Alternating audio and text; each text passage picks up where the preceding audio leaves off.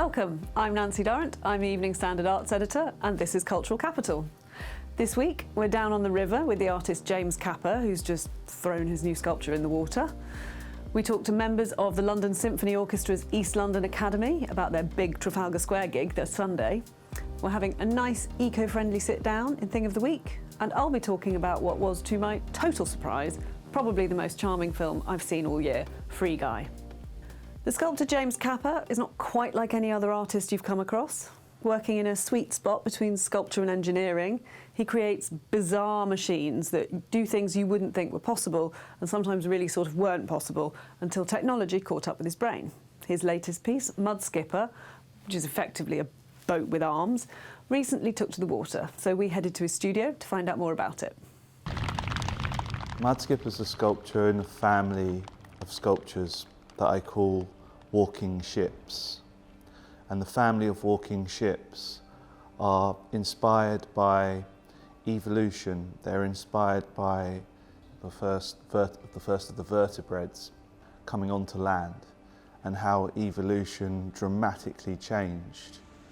The Mudskipper utilises a set of hydraulic jacks, some call legs because that works with the anatomy and the understanding of her being amphibious.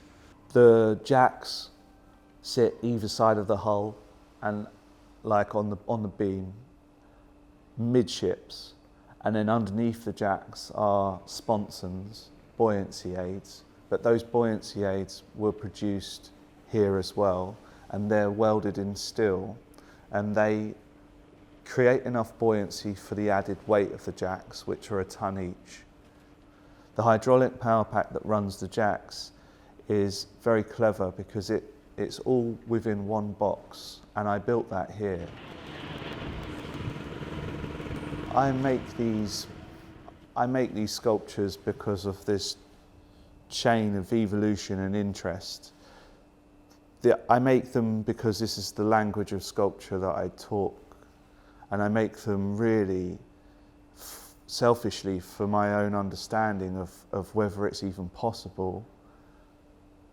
Proof is when these things work, but when I think about the audience and what they should take away, I think to be able to push your mind outside of the collective way of thinking and to say that ideas outside of the box are still possible in today's age, and that there are so many things undiscovered, and those things undiscovered rely on the beauty of the human mind, neurology, to come up with these things. You can see Mudskipper clamber out of the water at Royal Victoria Gardens in North Woolwich on the 3rd and 4th of September. Now in 2019, Sir Simon Rattle and the London Symphony Orchestra launched the East London Academy, an intensive programme to bring high-level music training and mentoring to young East Londoners of all backgrounds who show exceptional promise. Despite the obvious difficulties of the past year, this Sunday, 20 of these young musicians will join the LSO in a free concert in Trafalgar Square to play the live premiere of Ayanna Witter-Johnson's new piece, Dream City. We snuck into rehearsals to see how they're getting on. The East London Academy grew out of our wider programme, LSO On Track, a partnership with the 10 East London music hubs. Young teenage musicians have been identified as from backgrounds that are underrepresented in higher music education and the profession, as needing extra opportunity and opening more doors for them. So when Simon Rattle joined the LSO a couple of years ago, we came up with the idea of making this orchestra. So today we have the strings of the East London Academy, and the programme is broader because it takes all the orchestral instruments. I have been playing the cello from around year 6, so I'd say like 10 years old. Before COVID, we did a lot more like going to concerts to watch performances.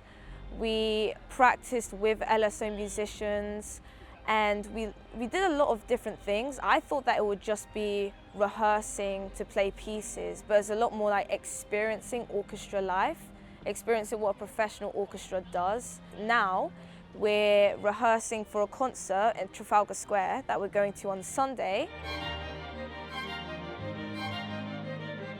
We approached Diana Witter-Johnson and we sort of composed this backwards. So we had the idea that what if there was a modular piece where young musicians could learn different sections of music, and then Ayana took all the music and wove it into a piece. She came up with this wonderful work called Dream City, and now it's come full circle, and now we're going to perform it live at Trafalgar Square. So it's very thrilling, and Simon Rattle will conduct, which will be the first time he's conducted them. I'm thrilled because when we started this project, it really was a digital project. We created a video and had a sharing, and that really was our sort of piece. I'm really pleased that they get to be accompanied by LSO players, so they're not going to feel alone. They'll feel really supported and loved, hopefully. When Ayana composed the piece, she asked all of us to contribute our own ideas and what we should do with it. We're part of that piece. It's like you're performing your own craft, which I think is a lot different from just performing any old piece. Opportunities are fewer and fewer and far between for many young people and young musicians. I personally feel that this sort of approach is much needed, and I hope that it grows. The BMW Classics free concert takes place on Sunday in Trafalgar Square at 6:30 p.m. Now, can you help the environment while sitting on your backside? Turns out you can. Here's Thing of the Week. Many contemporary designers are making it a priority to investigate how sustainable and renewable materials can be integrated into the manufacturing process of the objects that they make. And one such example is this chair, the flax chair.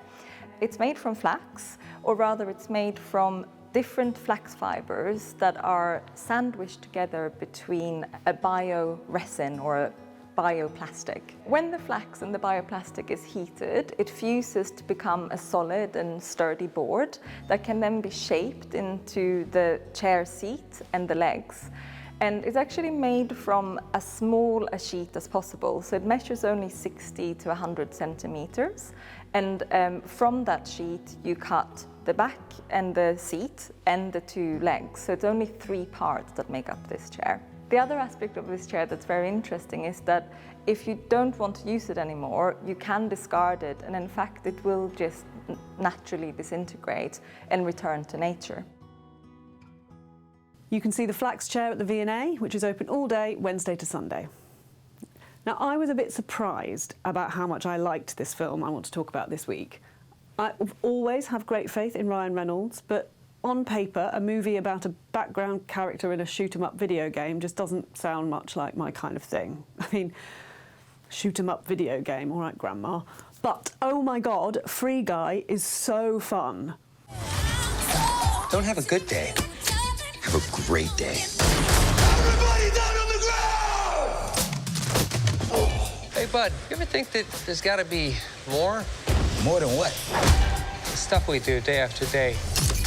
Being shot at, run over, taken hostage. Everybody down on the ground! Today's gonna be different. Reynolds plays Guy, a cheerful NPC or non-playable character, conceived to populate the massively multiplayer online game Free City, and occasionally to serve as extra cannon fodder alongside his day job as a bank clerk. Every day he gets a great cup of coffee and chats to his best mate Buddy while the bank is routinely violently robbed by various heavily armed player characters wearing sunglasses and those naff steampunk outfits so inexplicably loved by game designers. But then he meets Molotov Girl, the player avatar of Millie, played brilliantly by Jodie Comer, a game creator trying to find proof that Antoine, the utter tool who runs the company behind Free Guy, has stolen her code. Guy's underlying AI kicks in when he claps eyes on her, throwing the game off kilter and causing a real-world sensation. I don't think I've been so utterly charmed by a film in years. It's super sweet, extremely silly, very funny and very knowing. There are some excellent cameos. It's stuffed with Easter eggs for gamers, non-gamers, Disney and Marvel fans alike.